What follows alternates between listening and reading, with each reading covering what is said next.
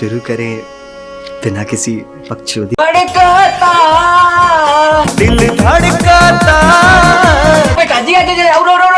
दिल धड़कता दिल धड़काता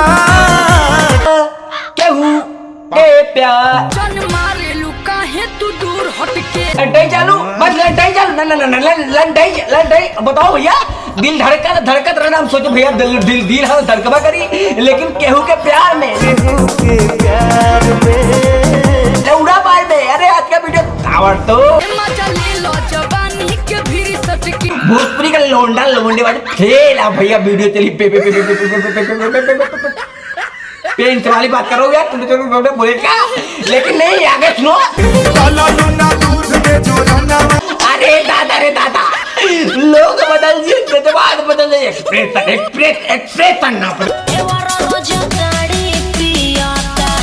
तो कहा जाना ना ये भोजपुरी है भोसड़ी वाला के कभी ना हो लेकिन आगे तुम बस अपना भैया। अरे दादा भैया लोग बदल दिए इंसान बदल जाए जज्बात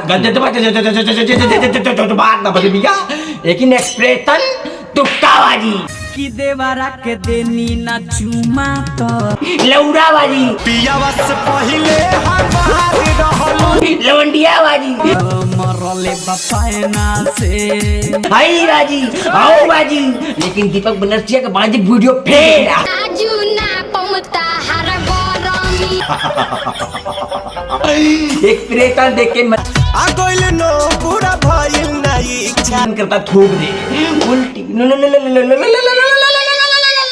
उल्टी वाला बात है भैया उल्टी गंदा बात गलत बात बोले नगरी भैया है आई हवा गाना सुने दे चालू लगा के थर्मामीटर अरे तेरी भाई सुधर जो रे अरे सुधर ना पाके नंगा कर दे इन्होंने भैया ना सुधरी ना एकदम पसीना फेंक देता। अरे तेरी बैठ आगे पीछे तेल निकल जाता भैया लेकिन इन्होंने के चालू रे एक्सप्रेशन